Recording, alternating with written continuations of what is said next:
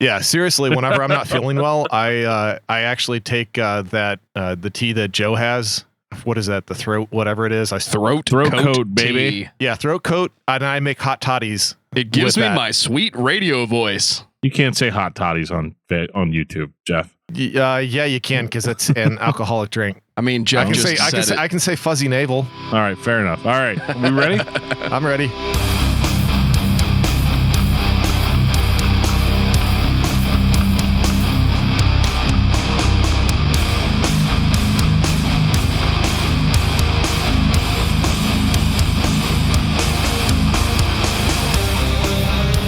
You're listening to Discography Discussion, episode 240, Cynic, hosted by Dan Terry. Hey, Dan, what's up? And I'm like, hey. And you're like, so I can't do the episode tonight. And I was like, oh, and you're like, before you get mad.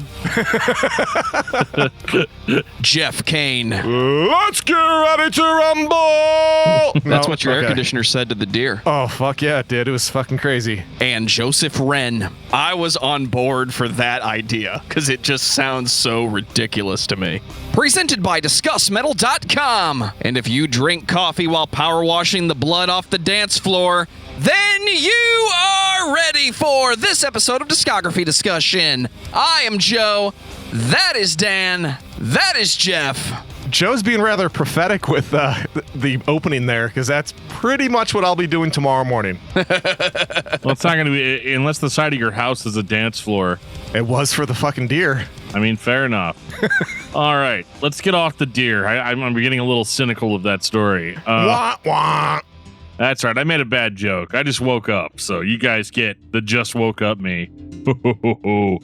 Hey, guys, we're finally talking about Cynic. Dan, why don't we circle back and try that again? Circle back? You want to talk about Circle Back? How Terminus came out like this day, like 2 years ago, and it's the second anniversary of Terminus. Holy shit! Is that today? I was just saying that because of your beanie. You should come over and listen to the Circle Back, the Gift of Time, on a 7-inch. Yeah. Okay. Or you can just bring it over to my house. No, that's all right.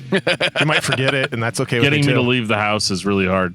We noticed. That's why Joe and I are in the studio, and Dan is remote yet again. That's right. I'm in the letting studio. People in the studio again. I'm making coffee. Mics for days. Everybody is ready to roll, except Dan, who decided to go to bed for an hour. Yep. And it looks like he's feeling better because of it. Yeah. Props to you for taking care of yourself for a change. Yeah, sounds good. You know, don't ever expect it again. I'm really excited. I'm really excited to be talking about Cynic tonight because everybody has been literally knocking down my door since the first Death episode. Yo, where's the Cynic episode? And I always kind of didn't know what to do with it because Cynic at the time, I mean, I don't know. They had a decent discography, I guess. You know, I don't know. It was just one of those things where I was like, I don't feel like there's enough Cynic for us to talk about. Because back then, every band we talked about had like 7 or 8 albums out. And I was like, I know we could probably go 2 hours just on Focus. Don't worry, we're not going to, Geoff. But we're going to try. We're going to try our best to do Cynic as well as we can in a timely fashion. So what is the gimmick of this band? Cynic is just a death metal band that came out of Florida in the late 80s. Not all that different than any other band, except for the fact that they were very different than other death metal bands. As a matter of fact, these guys are so progressive at times that I'm actually kind of surprised that they even have any extreme elements at all. I think that's the most disjointed thing about Cynic is that like they're way more prog than they are death metal, but they still throw the death metal vocals in there. Yeah, because they have a keyboard player that they hire to do it. That could do death screams. Yes. And then their main singer, Paul. I honestly still can't explain to you exactly why he sings through a vocoder. Oh, he trashed his voice. Was that what it was? Yeah, that's why he didn't do any of the growls or anything like that. He trashed his voice and sang through a vocoder the rest of the time because he was just didn't sound right, I guess. I don't know. But yeah, from my understanding, that's the reason why. He just blew out his voice, and that's why he did everything through a vocoder. Here, Dan was hoping that his major vocal influence was Soundwave. Well, shit, who cares? I grew up listening to Soundwave as a kid and, you know, wanted to sound like that. I did. That was the there was 2 Decepticons that my parents never got me that it killed me as a kid, and that was one of them. And the other is Starscream. I mean, Starscream's great if you like black metal. Yeah, exactly. I mean, those are the 2 metalheads that are Decepticons, and those are the 2 I didn't get. And that's why I do this now. Sorry, Dan. It's all right. I mean, I would do the entire podcast with a vocoder if Joe would let me. But maybe one day for your birthday, I'll let you do an episode with nothing but vocoder. Yeah, and I've got an app on my computer. I can switch over to vocoder anytime I want. But I'm not going to do that to you guys tonight, but I'll just do it on an episode where you guys think it's safe, and then I'll just bust out the vocoder. Well, before Dan decides to focus on his opinions, I'm going to take this time to say thank you to everyone for listening to the podcast. Thank you for listening and for subscribing. If you are not a subscriber, then you can find everything Discography Discussion at discussmetal.com. We are on Spotify, Apple and Google Podcasts, TuneIn Radio, Stitcher, iHeartRadio. So if you have an Amazon Echo or a Google Home, you have no excuse. Ask it to play the latest episode of the Discography Discussion podcast, and it will. We're also on Facebook and on Twitter at Discuss Metal. Be sure to like, favorite, and subscribe. It really helps us out. It lets us know you're listening. And now Dan is going to tell us all about 5-star reviews. Well, we do enjoy our 5-star reviews here on Discography Discussion, and we read them on the show if you leave them for us, so leave us a review wherever you're allowed to. I know you can leave us a review on Apple Podcasts. Keep wanting to say iTunes, but that would show how old I am. And you can also leave us reviews, I believe, on Podcast Addict. That's what I've been listening to all my podcasts on lately, and it's really cool for an Android platform. You can leave reviews, you can subscribe, you can do all that good stuff just through the app. And no, they did not pay me to say that. I just like it a lot. And yeah, we'll read them on the show. We read one on the show just the other day, and you guys loved it. Actually, I think it's for an episode that hasn't come out yet, but if you're a Patreon subscriber, you've already seen it. Live, in person, over the internet. That's right. One thing that we've started doing for all of our Discography Discussion patrons, we are broadcasting our live recording of each episode. So you can join us and join in the conversation by leaving comments on the video while we talk. I cannot wait for that episode to happen where the King of Metal drops some serious knowledge and we have to interrupt ourselves to make sure we get it right the first time. It's going to be like, I'm going to have to stop you guys right there. Joe's completely wrong about this. So we will never finish an episode. Is that what I'm hearing? Never. I love you, Joe, but... It just goes on and on. It just goes on and on. It just goes on and on. It just goes on and on. All right. Cynic. Oh. Actually, before we get into Cynic, see, this is what's fun about you guys seeing what our process is. You want to try that again, You Skippy? actually can see live how much work Joe actually has to do. But before we get into talking about Cynic, I've got some feedback from some previous episodes to read you guys. You guys ready for this? Yes. We got an email from Fabio. He says, "Greetings from Toronto, Canada. Listen to the Iron Maiden episode on the way to work as I somehow missed it. Stupid Apple app. Should have gone Podcast Addict. Gotta say, I can't believe no mention of the drumming. Nico McBrain has to be the worst musician in a high-profile band with stellar musicians, unless you count the dude who stands there and claps in Depeche Mode, but don't think that's your jam. Well, it's Geoff's jam. Oh, dude. Seriously, Depeche Mode is like on my Mount Rushmore. Once they added a third guitar, they buried his pedestrian drumming even lower. Thankfully, live, you can barely hear him in the mix. I was able to hear from the soundboard. Friend was hearing impaired, so he gets the feed headsets at venues in Canada. Cool. Well, that's kind of cool. Hell yes. There's hope for me if I ever go deaf. And his drumming is terrible. Not to mention, he was playing the same fills over and over, no matter the song. Aside from the politics of how he supposedly screwed Clive Burr out of the gig, his drumming sounds like boxes falling down a staircase. When he's put up in the mix, it sounds like shoes in the dryer. There are tons of YouTube videos comparing different songs with isolated drumming where they match exactly. He is literally playing the same parts most of the time terribly. His Talking Jericho interview was hilarious as he openly admits how bad he is and how he is amazed that he hasn't been fired. He's not the only one, LOL. Love the show and keep the episodes coming. Night Shift crew here are all fans and are asking for a Misfits or Danzig episode. I told them not to hold their breaths, as those would be tough listen-throughs. I mean, anything's possible. I vote for Misfits on that one. We did talk about Sam Hain, so I don't think we're going to get Dan to talk about Danzig in its entirety. Mother, tell your children not to... Okay. To be fair, there's a reason we didn't talk about it on the episode, right? I just didn't even notice it. Like, if I'm being honest, like... It's I didn't par for notice the that it course was- heavy metal drumming, right? I mean, it kind of was. I mean, you got to understand, I spent a lot of years listening to Lars Ulrich.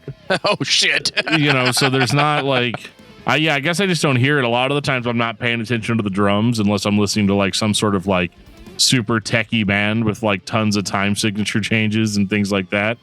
And I guess Nico fooled me. So, which is what all metal musicians, I guess, need to do, right? Yeah, I think I'm pretty fortunate that, my like early influences of metal drumming came from people like Sean Reinert, so who we will be talking about tonight. Don't you feel special, Geoff?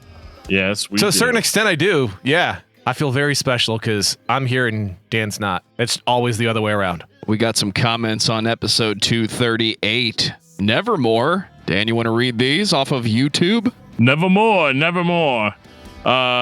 We got Jetta PA says, good to hear Geoff again. I agree. Shout out to Geoff. Yay.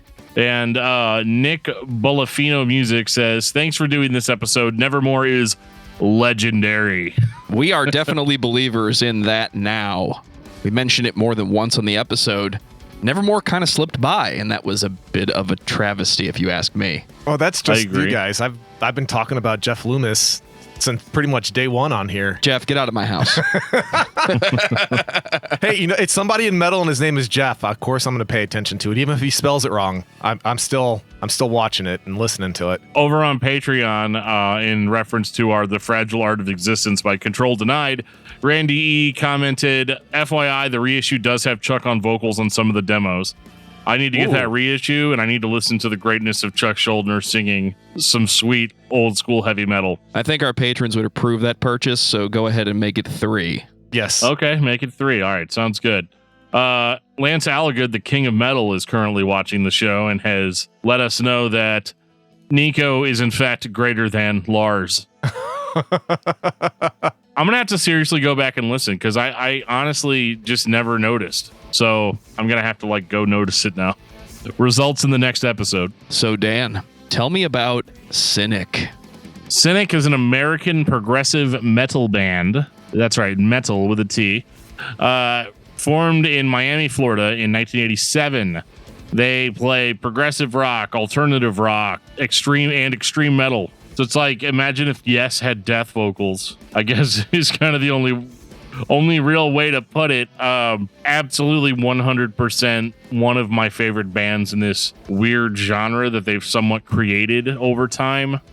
And, the story of Cynic isn't necessarily that interesting in the sense that, it's not like they had a whole bunch of upheaval or anything. They put out a record in 1994 called Focus, or I guess 1993 rather. I don't remember exactly the year. I probably should know that sort of information. Focus. It was recorded 93, released 94, and there's a bunch of drama in the middle. Right, and then they basically just disappeared after that. There was just the one Cynic album.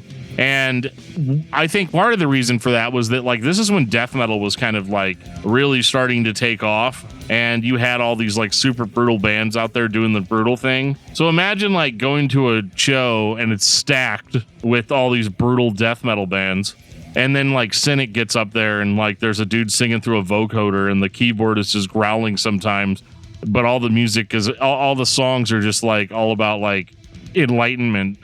Yeah, and, as in saying the bass player's playing a Chapman stick half the time. Yeah, it's just a very it had to have been jarring for people back then, I mean 93, 94, you're there with you're there with just the expectation that you're going to get your face shredded off, and you really don't get that with Cynic. And I can understand that as a music fan back then, I probably would have been what the hell are these guys doing? Because I would have lacked the mental capacity to understand what they were doing. And so I think this is a band that if I had a modern comparison for it, it would be like going to a deathcore show and the contortionist sits down and plays Language. Yeah, acoustically. Yeah, it's one of those what are you guys doing? And so, Geoff, it sounds like you actually know a little bit more than I do about the drama. Let's jump into this first record. Focus, 1993. Yeah, this is a landmark discovery for me personally, and for a lot of people. I mean, shit, you got Textures and Veil Maya that felt the same way, so much so that they actually named their bands off tracks on this album. I mean, this is, if you're into progressive metal, could you say others have done it better? Yes, but those who have done it better worship at the altar of Cynic. I mean, this is what really influenced an entire genre. I mean, it's unbelievable how ahead of its time it was, I guess is the best way I would put it. It is it's mind-blowing. You go back and you listen to it. I mean, it's definitely rawer sounding than what you would get from progressive metal now. But if somebody went in and cleaned a few things up, this would sound like it came out 2 years ago. I mean, that's what makes this so fucking cool to me, is that it's damn near timeless. We don't always get the opportunity to have such a unique experience where you have literally they were essentially one and done for a couple decades, and it was like, we're Cynic. There was a lot of drama between Paul and Sean Reinert, and there was just a lot of stuff that went on.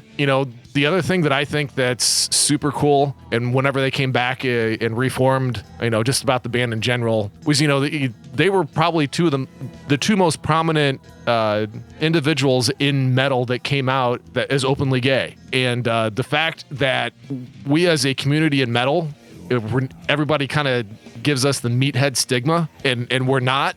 And I think that's probably that's also a super, super, super important thing that I think needs to be mentioned, is they showed how open and awesome metalheads are. The fact that, pretty much across the board, everybody approved of, who they are and allowed them to be who they were. And they were allowed to be part of the community. And it didn't necessarily start that way because, like Dan had said, they started in that whole Florida death metal scene, and they're not that at all.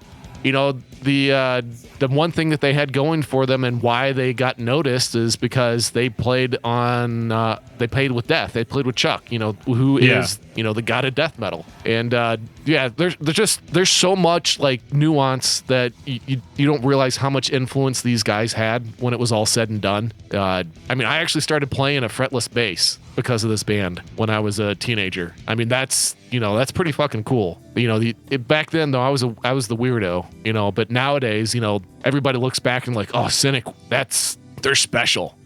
And it isn't necessarily the case, in 94 when this came out, but hey, who cares? We love it now. We just wish everybody from Cynic was still with us. Kind of like how we feel the same way with Death. I don't know which point to tackle first, so I'm going to go with the release of this record. Definitely ahead of its time. I look back at progressive metal, and you can even look forward at the time this was recorded. They were pulling from decades prior and decades to come. I've heard all of these tricks done by almost every progressive band. There's a lot of Dream Theater in this. Not to say that Dream Theater was a major influence, but that style of clean, heavy metal guitar mixed with progressive music. When I listen to the newest Liquid Tension Experiment, it reminds me of this. And I haven't listened to that much Cynic, but I'm a huge fan of jazz and a huge fan of heavy metal. So when you put those two styles together in a way that makes sense, and you get interesting progressive metal, that is a home run for me. I'm jealous of you, Geoff. I don't say it all the time, but you were around when this came out. You were aware of it more than I could have been at the time.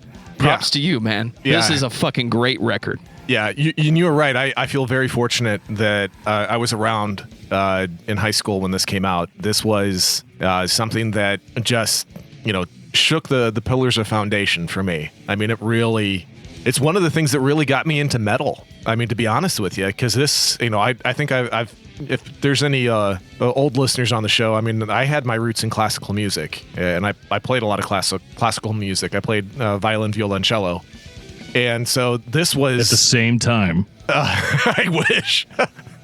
3 bows and duct tape. It's possible. Yeah, I was gonna say It wasn't quite that amazing. I'm not one of the guys that are in the band. Otherwise, they probably could do something like that. But no, it's pretty fucking crazy whenever you think about like members of the band, and you have like like Sean Reinert, and he like influenced like Richard Christie, Gene Hoglan, Dick Verburen. I mean, we're talking about like drumming gods. I mean, like how amazing is it that when you go back and you look. Like your favorite band, this is one of their favorite bands. It's one of those kind of scenarios. And we kind of use that cliche a lot, but we legit mean it this time. I mean, there are so many interviews out there of people just gushing over this album, as it should be. I mean, it is... on some of ours, it's that way. Yeah. Yeah. It's just one of those things you just can't...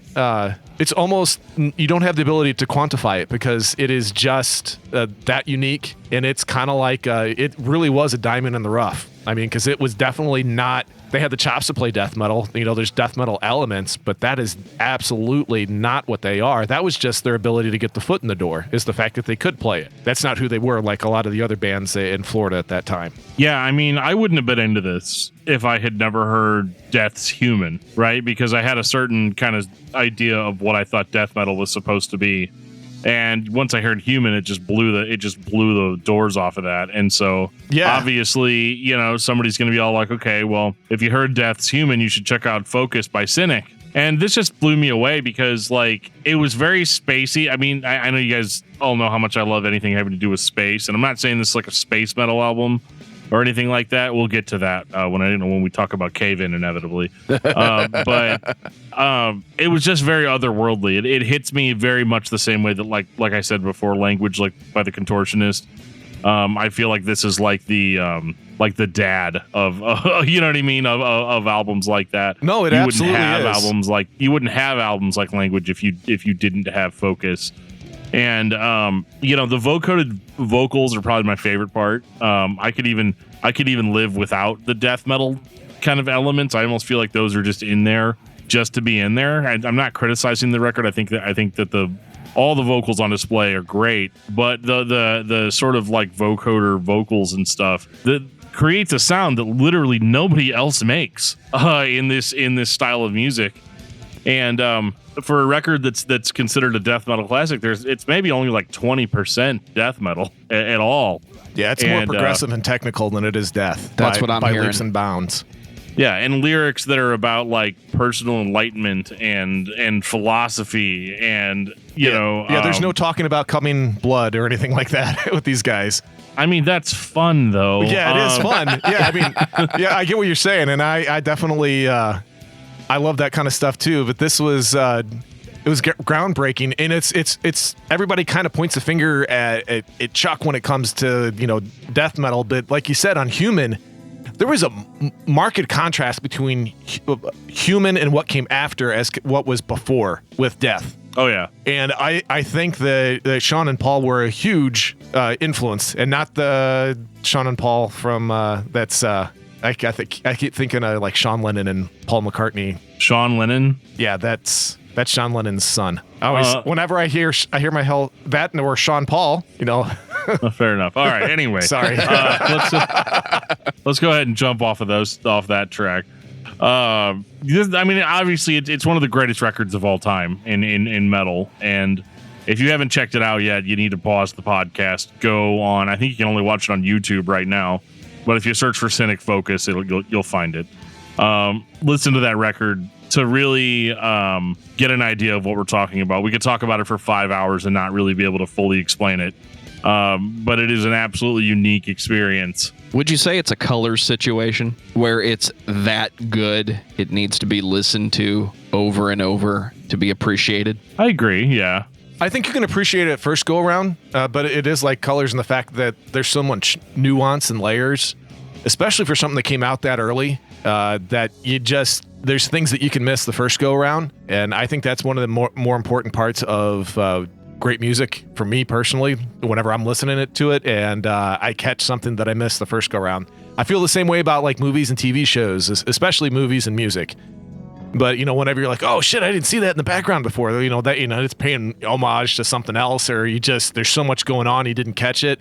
That's kind of what it is for me. It's like we've already said, I mean, it's just groundbreaking. It's amazing, and absolutely do yourself a favor and listen to it if you haven't listened to it before. It's definitely not going to be for the meatheads of the audience. That's just. I mean, I like it. I'm a meathead. Yeah, but you've gotten you've gotten some influence as time has gone on. So That's it's not fair.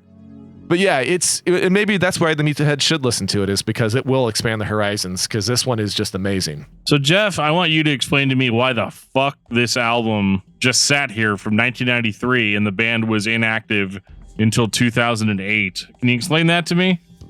Yeah, just political drama, starting your own business, becoming a college professor. I mean, there's a whole litany of reasons. I think the more interesting thing was between Human and actually creating Focus, there was a lot of production drama. That was probably the biggest part of drama. They just decided, they just went their separate ways. I mean, that's just how shit goes sometimes. But yeah, like I don't know what's the best way to explain it, but I don't know. It's the best way to look at it is that it was like almost like a one-hit wonder. And then they kind of got back for a reunion tour because people realized how much they loved it. That's kind of how I look at it. But yeah, there was just people have disagreements, go their own ways. And then they also started another band after the fact too. So that happens to play a very big part of it as well. And I can't, what the hell is the name of it? I can't, Aeon's shit. I'm going to cheat. Cheater. Yep. Aeon Spoke. That was it. Bravo. So that was their, essentially they made a rock band. I mean, they just kind of went the complete opposite direction.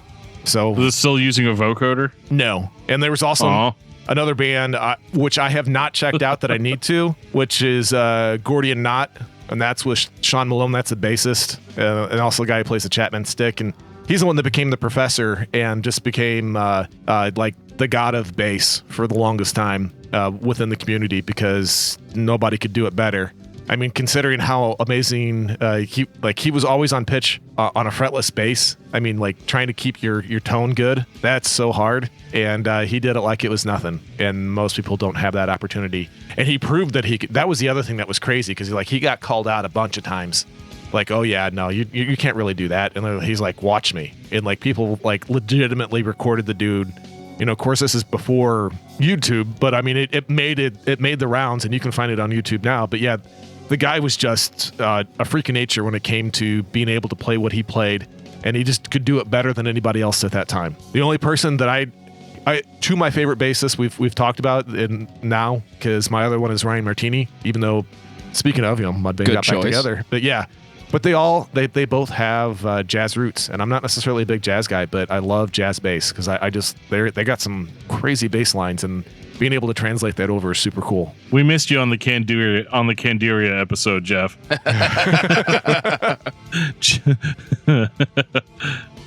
Jazz influenced death metal doesn't exist. It can't hurt you. Oh yeah, Candiria. 2008, Traced in Air. Oh, okay. Talk about pick up where you left off. I was actually really okay. Number one, I wasn't surprised at how different this sounds from Focus, but was also not surprised at how similar it was. Dare I say excited? Yeah, like 2008. Obviously, this was a new release by Cynic I was picking up, so like it was gonna hit me a certain way, and I don't think I was ready for it. And I think my understanding is it's so similar because a lot of these songs had already been written for the inevitable follow-up to Focus that never really materialized. Yeah, I mean, it had been well over a decade in the moving. 15 years. Yeah, because I know that there was a big push, and because there was a lot of hoopla, and I can't remember what year it was. It doesn't matter. But anyway, there was a lot of news back in the day about and it was going to be coming out, and then finally 2008 hit, and then it was like, okay, we're going to start leaking a little bit of this shit for you guys, and that's when you knew, like, oh, this is legit. They're actually getting back together. This is really going to happen, and super stoked. I would not go as far to say that I liked it as much as I thought I would. Oh, I was going to say, did you not like this album, Geoff? No, it's not that. It's just that, you got to understand, Focus was such a landmark.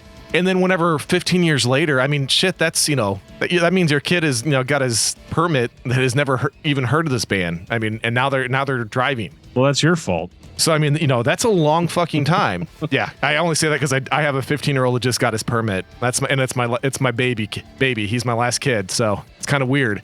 It's kind of the same thing with this. It's just like, wow, this is completely, like Dan said, it's completely different, but still kind of sounds the same. You can tell that they've been influenced by the people they influenced on this album, I would say, if that makes sense. It's much more modern sounding. Yes. Obviously, it's much more modern sounding. And the dynamics are a lot greater on this than what you'd had on Focus. Whereas I think Focus was just mixed and mastered as a death metal record. And so I think things don't necessarily shine. There's not as much of a dynamic shift in the songs on that record. But we didn't care because it sounds like a 90s record, right? So like that doesn't really matter. So to hear the idea fully realized here, I think this record's absolutely a masterpiece. I don't think it's as good as Focus. But at the same time, if you erase all of the history and all of the amount of caring about Focus that you're supposed to have, you know what I'm talking about? Like, you go into a bar and you're wearing a Metallica t-shirt and some old guy's like, it never got any better than Pink Floyd.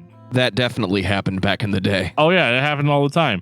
And there's a lot of people that will just tell you that some band is classic. I mean, look at the Beatles. Everybody wants you to appreciate the Beatles. And really, Focus by Cynic was one of those records that people did that too as well and said, hey, it never got better than this record. This record's amazing, And it's great that they're fans of the record. And that record is actually great and does deserve a little bit of, it deserves your attention. But to turn around and say a record like Traced in Air is shit, which I don't think any of us are doing. But there were people that were like, yeah, it's not the same. Well, of course it's not the same. It came out 15 years later. You can't expect it to just be Focus Part 2. This comes out 1 year after Colors, which was right around the time Dream Theater had the Progressive Nation tour. So for fans of this genre who listen to Dream Theater, Opeth, Between the Buried and Me, those progressive metal bands, or those bands that are conventionally referred to as progressive metal, this is exactly what you wanted, even if you didn't know it. One of my favorite things about that tour, Dan and I got to see 3 for the first time. And as weird and different as it was, it fit right in. There's something to be said for a band that challenges your conventional metal wisdom, because it's still heavy, no matter how quiet it might be. That's one of my favorite things about Cynic, and they do it again on this record. For as heavy as it is and intense and as loud as it is, it has that Opeth quality of the vocals are backed off a little bit because you're supposed to be listening to the whole band, not just the volume of the guitars, the tone, the double bass. You're supposed to be paying attention to the music. So you have a perfect, near perfect follow-up to the previous record. Came out 15 years later. They wrote some or all of this before. So what's the problem? It fits right in with what was popular at the time for progressive metalheads. I think the only problem with it that it could exist, and this is purely Dan, the music critic, talking, and not Dan, the fan of Cynic, talking. The only thing that really takes away from it is that metal had finally caught up. It took 15 years. It took a long time. But we got there. But this is a point where we had started hearing very similar things that probably were influenced by Cynic, do a very similar sort of thing. So for me, it wasn't exactly the landmark, totally destroy my mind album that I thought it was going to be. It was just another excellent progressive metal album to go with my collection. And you get the notoriety being like, oh, fuck yeah, it's Cynic. You know what I mean? You get to throw that name out there again. And I think it's a killer release, and I think it's as good as it reasonably could have been expected to be. Yeah, the one thing that I will say that I do like more on this, and maybe I might be a little bit contrary to what other people think, probably Dan, because he loved the vocoder so much. I love the vocals on this. I love the layering. I love the use of the blended highs and falsettos of Paul's voice with the female vocals. It fit really, really well for me. It's easy to sing if you know how to use your head and your falsetto voice. It's actually really easy to just kind of chill out and sing it, and you don't have to sing it loud because he's not singing loud whenever he's, I guarantee you, whenever he was in the studio singing this, he was not belting it. He was probably up eating the mic because he had to be so close to it to create the sound that he is, because it's pianissimo. I mean, it's very, very, very quiet. I approve. Yeah, I do too. And it's by the way, I have a copy of that on CD for you. Of what? The third Virgin Black album. Oh, okay. They sent it to us. Okay. After hearing the episode. So yeah, next time I see you, you got a copy. Yeah, yeah. So that means the next time we go to Dan's house, because he's never leaving his house again. And I'm never gonna let them in. I'd become a total shut-in. Speaking of being a total shut-in, I think that this was great, and I admit, yeah, of course, I love the vocoder so much. There is an electronic effect on this voice through parts of this. Yes, it's just a lot more subtle than it was before. But I didn't really mind that as much. I didn't know if like they were really gonna be able to pull off that cheesy vocoder sound like now. Yeah, know, and I think part of the reason why it's more tame is because they on top of using a little bit of that vocoder kind of feel to his voice, I mean, they layer multiple vocal tracks as well, and that's the reason. Yeah, so it creates a very similar feeling. Yeah, it gives you a feeling of expanse in like almost like an echo feel, like it's cavernous, and I actually really, really dig that. It feels or like spacey. Yeah, it's like it's very ambient. So you kind of feel like it's all around you. You get a good pair of headphones or some stereo speakers that have some awesome sound staging, and this is a fantastic listen. I think this is like if I'm going to bed, because I like to listen to music before I go to bed, like fall asleep to it. This is there for me. Whereas Trace and Error, I'm probably going to do that first. So out of their, like, I guess it's 4 albums now. I don't know. I only look at 3, but anyway. Well, it's not quite 4. Yeah. Everybody mark this on your calendar. Okay. It's a very special day. We're going to take a second out to talk about the 2011 EP Carbon-Based Anatomy. Did you guys listen to this one? Nope, because I messaged you and I said, we're not going to be listening to the EPs this time around, right? And you said, yep. So yeah, it's just so that I could upstage you. Yeah, I know, because I did that on the 9 Inch Nails episode, and now you get to turn around and it's fair play. Fair play. Yeah, I mean, it is what it is. Carbon-Based Anatomy is obviously not a required listen. It's actually kind of one of those releases where I appreciated hearing new songs, but it turns out the reason I'm saying these are notable is because one of the songs, the actual song "Carbon-Based Anatomy," is a rediscovered version of an Aeon song. Yep. Or Aeon Spoke. Yeah, rather. Homo sapien. Yeah, and I thought that was really cool. I liked hearing kind of a different version of that, and it's funny because like the different version that I heard was actually Homo sapien. Because I never listened to Aeon Spoke before, Gotcha. So I'd heard the Cynic version of it first, and I thought that was really cool. I'm not as big of a fan of the fact that like 3 of the songs are just instrumental, kind of like more ambient songs. And I wanted to talk about the EP because this is 100% one of the things that I don't like about EPs is. This was really good. It was a small sampling, and all it did was make me want more. And I didn't get more for 3 more years. I gotcha. I understand. Yeah, it was. I didn't hate it.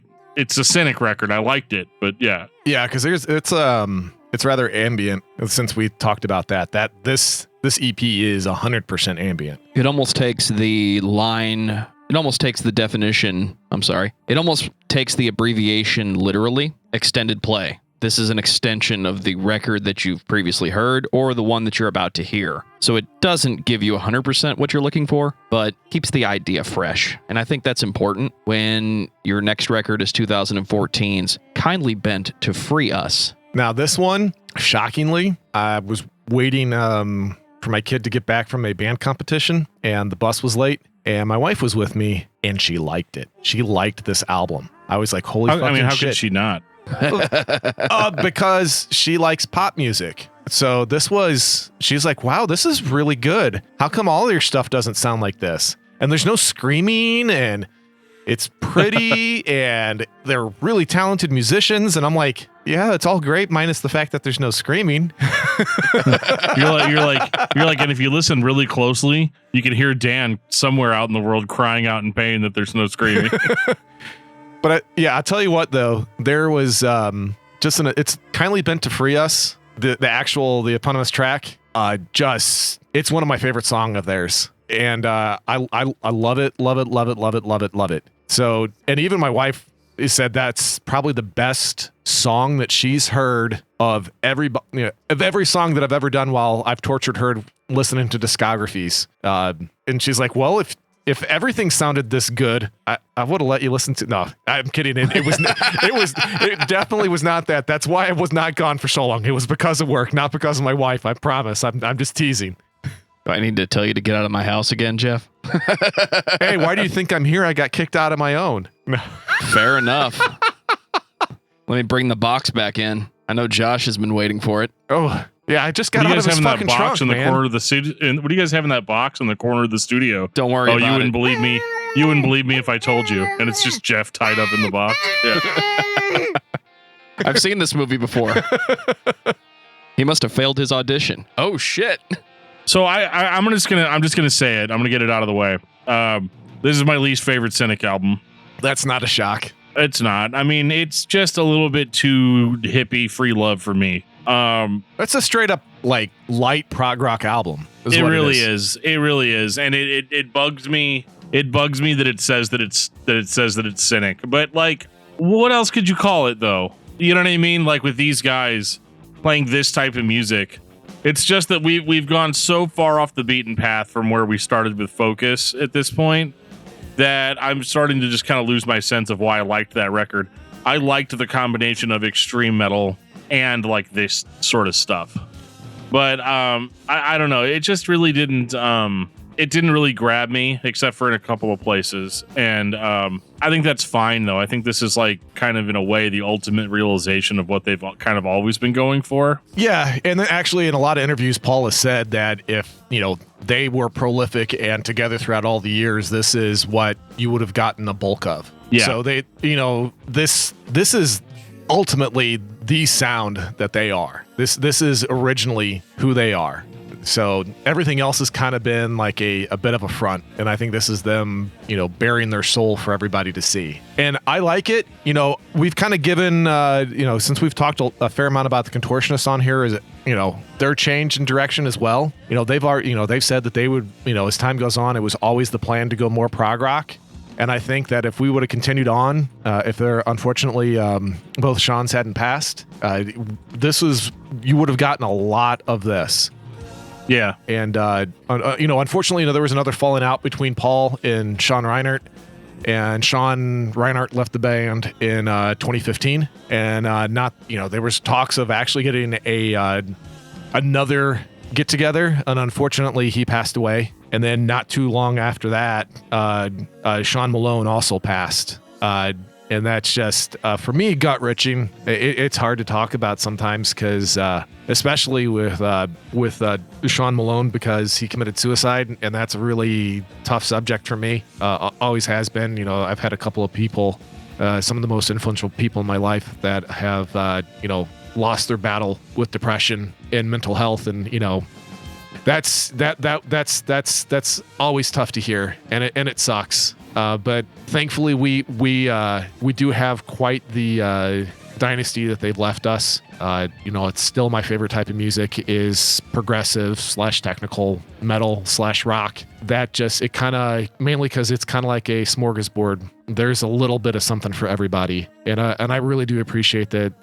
we've had the privilege to listen to what they've had to provide us. Is that your final thought on Cynic, Geoff? I think so. It pretty much is. I don't have a lot to say about this record, but it isn't as influential as the previous two for me. I think it exists for the reason you just said. It's the extra pieces of the puzzle. Fans of metal, fans of progressive music can listen to this band and should be. Dream Theater got a lot of credit back in the day for popularizing progressive metal, but I think the musicians were listening to Cynic. for that reason, I think everyone should be listening to Cynic. You're going to hear something in this music that has been done by other bands, and they probably took it from Cynic. So listen to Cynic. It's some of the most interesting progressive metal because it doesn't jam too much. It doesn't try to be brutal when it doesn't need to be. It's the perfect balance of the next 45 minutes of your life. And that's exactly what you need. You should be listening to this band. Dan, what about you?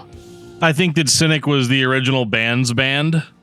You know, they were kind of one of those bands that really great for what they did, but I think sometimes their greatness was only recognized by other musicians, more so than the metal fan base at large. And I think they're a band that took a long time to cook in the collective consciousness of progressive music fans. But I think once it hits so good. It hits so well. And they're a band that if you're into modern bands, you know, like The Contortionist, you really need to go back and check out Cynic because you're going to see the roots of where all this came from. This idea of like, hey, you know, heavy music doesn't have to make me feel bad. It can actually be a really positive experience. And what's your album of the week? My album of the week. Well, I mean, I wasn't going to say this, but because it was different this morning, but now it's definitely. Did you steal? Are you going to steal my thunder? Oh, I'm going to steal your thunder hard. Shit. I knew you would once I showed it to you. He asked me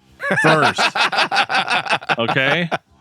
And if you can't already tell by my LED lights, it's Eternal Blue by Spiritbox. Check it out. It's incredible. And my kid was actually on the microphone trying to sing along earlier today when we were watching some videos. Yeah, I tell you what, Courtney LaPlante is where it's at. Your daughter picked a very good person to emulate.